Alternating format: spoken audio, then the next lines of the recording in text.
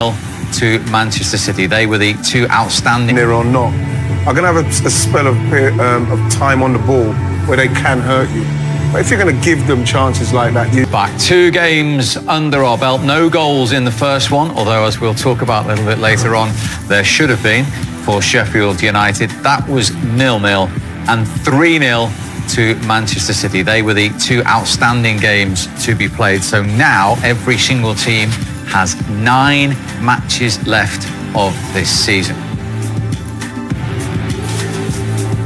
And this is how it looks towards the top. City on to 60 points now. Arsenal have missed the opportunity to close any kind of gap on those teams above them. Remember, Spurs there in 8th on 41 points, play 5th place Manchester United on Friday.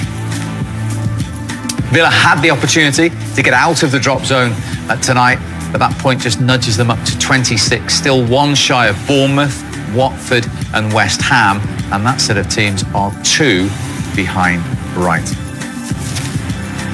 And Mikel as well, but we can now get the thoughts of the Manchester City boss, Pep Guardiola. Pep, apart from the injury to Eric Garcia, was that everything you wanted tonight? Yeah, we are a little bit concerned. He responds quite well, but we have to wait. What's going to happen next hours about Eric. But yeah, of course, it's the first game. You never know what's going to happen for the fact that a long time without playing and the first days to see. But a part of Eric, no injuries, and in some moments will play good. How bad is Eric Garcia? Is he conscious? Is he going to hospital? He's conscious right now.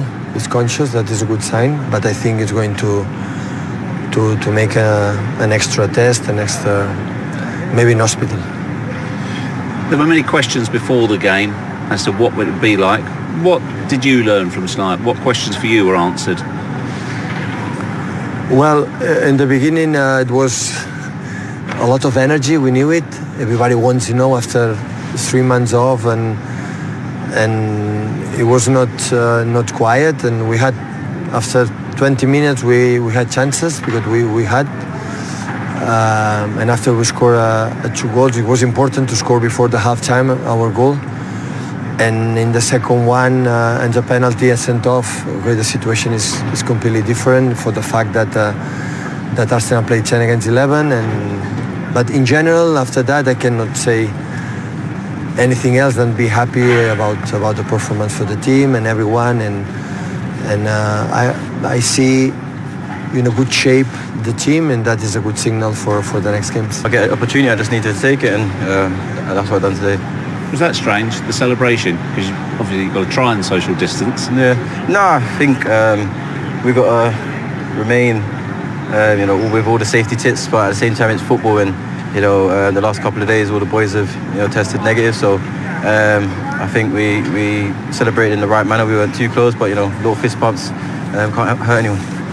Also, of course, before the game, another very powerful message as all players took the knee.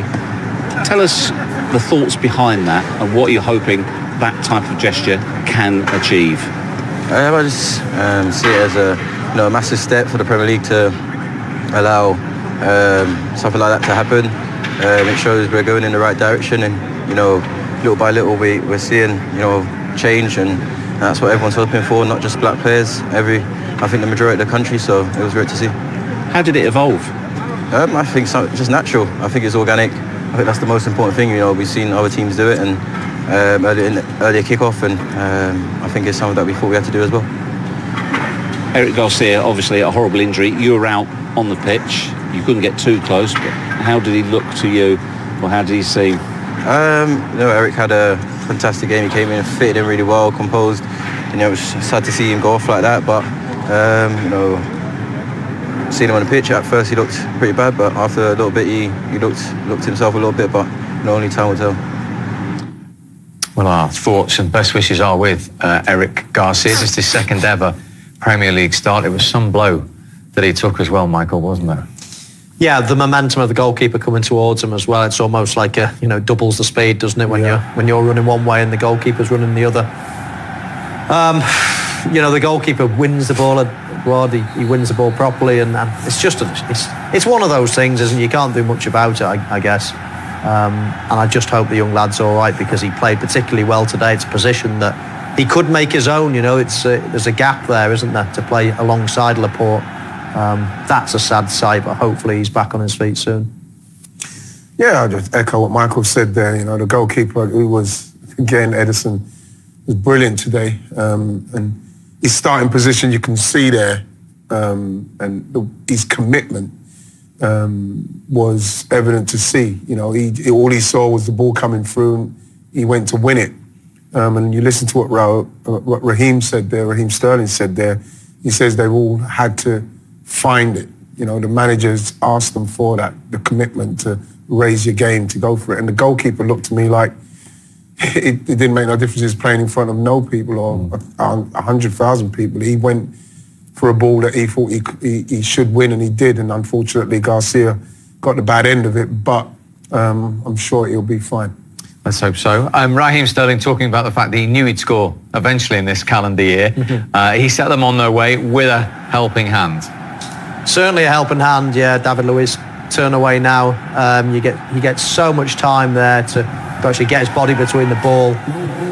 But just look at the Raheem Sterling there. We highlighted him as run. It's a good run. It's a well-timed run. He stays on side, and then he picks the perfect finish. As I say, even though he's only close, I think you've got to go high in that situation. And Leno had a fantastic game, but he couldn't do anything about that. It was a sweet strike from Sterling and broke the deadlock. David Luiz had 25 minutes, pretty forgettable minutes on the pitch. Yeah, he did. And it's unfortunate because, like I say, he's a very good pro. He's very good in the dressing room, but he does tend to have days of magnificence and some days of real poor performances. And unfortunately today, 25 minutes he had really cost Arsenal, simply because I thought they were doing well to hang in. There's a little bit of play that was going on that could have caused Man City's problems. It didn't, but here he's got himself too close. I think you have to give Mahrez credit for that, chest getting himself in that position, but then David Luiz is too close. And now he's in trouble. He's reaching, he's grabbing, and he's pulling there. And you know, the referee's got a very good look at it, and you know, he's sent him off as well, so double the jeopardy for Arsenal. And I didn't think he was going to miss. It's surprising that he hasn't been taking them.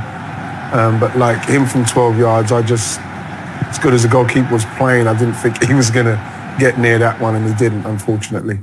And when you're 10 men away at a team like Manchester City, the way they were knocking it around, it's a nightmare scenario for Arsenal, isn't it? The worst. I think the only good thing for them is there was no fans there watching, because you end up looking at the clock thinking, quick, tick along and let's get back home, because you've got no chance. You know, you're playing against a brilliant team like Manchester City, and you're 2-0 down at the time. And then this was the icing on the cake. And we just highlight here, look at the amount of men that Arsenal had back.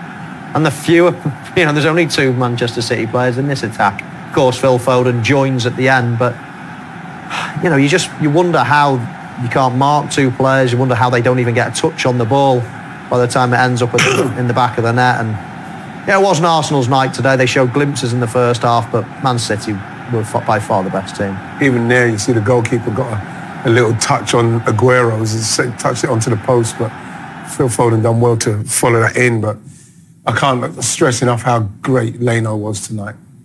Great, brilliant he was. We're going to talk to our good friend, your former teammate, Arsenal title winner Lee Dixon now, who's been watching that. Painful watch for you as well, Lee?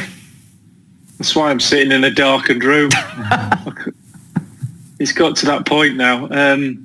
Yeah, he was disappointing after a reasonably bright start. I thought they started the game quite well. They changed the lineup a little bit, and it was fresh, and there was a bit of energy in there. And then Nketiah caused a few problems in the first 5-10 minutes, but then once City found their passing and they started to find some space in the really dangerous areas, their midfield is just an absolute joke. I mean, how do you get close to them? They've got so many options in midfield. I think that was the biggest thing that stood out for me today, was the 2 differences in the midfield and how City make it so easy, so many options on the ball. And De Bruyne's he's world class, and he's got 2 or 3 world class players around him in that midfield area. So it was men against boys. It really was. And if you're going to stand a chance against City, you've got to play really well. You've got to hope they don't play so well, and you've got to keep all your men on the pitch. And unfortunately, with David Luiz, there's always a chance of him either making a mistake or getting himself sent off, and he did double tonight. So it was a poor night in the end for Arsenal, but City were brilliant. Lee, I was going to ask you, obviously a defender that made very few mistakes during their career. What do you do as a manager if you've got a defender like David Luiz that just constantly makes mistakes? Of course, we know how good a player he is. He's brilliant on the ball. He's got a bit of pace and strength. But can you just brush those to the side, or do you just have to make a change eventually?